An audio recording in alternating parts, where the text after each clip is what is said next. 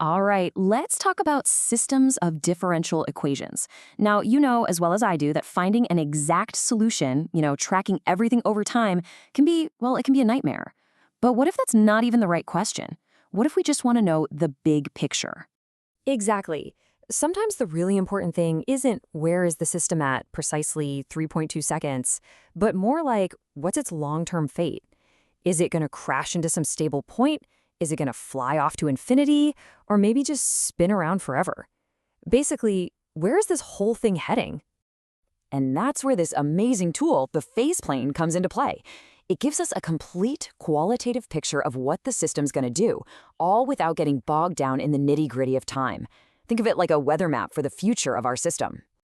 So how do we actually read this map? Let's break down what it really is. Okay, so instead of making two separate graphs, one for x versus time and another for y versus time, we get clever. We plot y directly against x. And what we get is this beautiful landscape of trajectories, these solution curves. Time hasn't vanished, not at all. It's just hiding in plain sight. It's the direction of travel along these paths. And honestly, that simple change in perspective is what makes all the magic happen. Now, the most interesting parts of this map are these special points, the equilibrium points. It's kind of like a landscape with water flowing over it, right?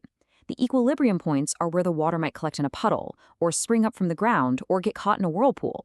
It's a whole zoo of different behaviors. So let's put on our safari hats and learn to classify these creatures. First up in our zoo, we have the node. This one's pretty straightforward. All the paths, all the trajectories either flow directly toward it or directly away from it. If your eigenvalues are negative, it's like a cosmic drain. Everything gets sucked in. We call that a stable sink. But if they're positive, it's the opposite. Everything shoots away from it. That's an unstable source. Next up, the saddle point. Oh, this one is super interesting. It's got a split personality. From one direction, paths get pulled in, but from another direction, they get pushed right back out. It's this incredibly fragile point of balance. You can get really, really close, but you'll almost always get thrown away eventually. And that's why it's always, always unstable. And then you've got the spiral point. The name pretty much gives it away, right? The trajectories here spiral. They either spiral in towards the center or spiral out away from it. And what decides which way it goes? It all comes down to the real part of those complex eigenvalues. If the real part's negative, you've got a stable spiral, pulling everything into a vortex. If it's positive, it's an unstable one, unwinding and flinging everything out.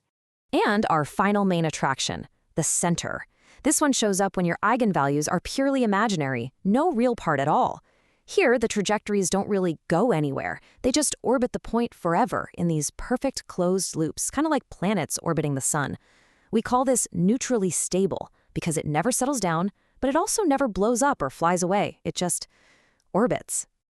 Okay, so we've got this entire zoo of behaviors. Sinks, sources, saddles, spirals. But how do we know what we're looking at without having to plot the whole thing out every single time? How can we just predict what's going to happen? Well, the secret is buried in the math, the eigenvalues of your system's matrix. They're basically its DNA. They hold the genetic code that determines every single one of these behaviors. If you can find the eigenvalues, you know everything. And here it is. This table is your Rosetta Stone, your decoder ring for the phase plane. It's beautiful, isn't it? You just calculate the eigenvalues for your system, you look at their properties right here on this chart, and bam, you know exactly what kind of equilibrium point you have and whether it's stable or not. Two real negative numbers, you got a stable node. Real numbers with opposite signs, unstable saddle. It is literally that simple. Okay, theory is great, but let's get our hands dirty. It's time to go on that safari, use our decoder ring, and see if we can spot a few of these creatures in their natural habitat. So for our first system, we find the trace and the determinant of the matrix. They're -3 and 2. We use those to build our characteristic equation, and when we solve it, we get two eigenvalues, -1 and -2. Okay, let's check our guide. They're both real, and they're both negative. And what does that mean? Yep, we've just found a stable node, a sink. Every path is going to lead to the origin. All right, on to the next one. Oh, this is nice. A diagonal matrix. That makes our life super easy, because the eigenvalues are just the numbers sitting right there on the diagonal, 2 and -3. Back to our guide, they're both real, but they have opposite signs.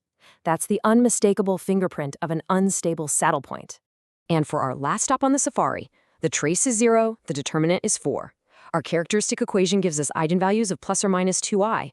Whoa, there's no real part there at all. These are pure imaginary numbers, and we know exactly what that means. We found a neutrally stable center. The solutions are going to be these incredible, perfect, closed orbits. So after all that, what is the one big idea you should walk away with? It's this, right here. Because the eigenvalues come directly from the trace and determinant, these two simple numbers completely control the geometry of the entire system. They tell you if things are going to sink, spiral, orbit, or get flung away. It's just amazing. And that kind of leaves us with one last, much bigger question, doesn't it? We've just seen how this mathematical DNA, these eigenvalues, perfectly define the destiny of these simple linear systems. So it really makes you wonder, what about the much more complex, chaotic systems all around us? In biology, in economics, in the climate? What are their eigenvalues? What are the hidden rules that are shaping their flow? It's something to think about.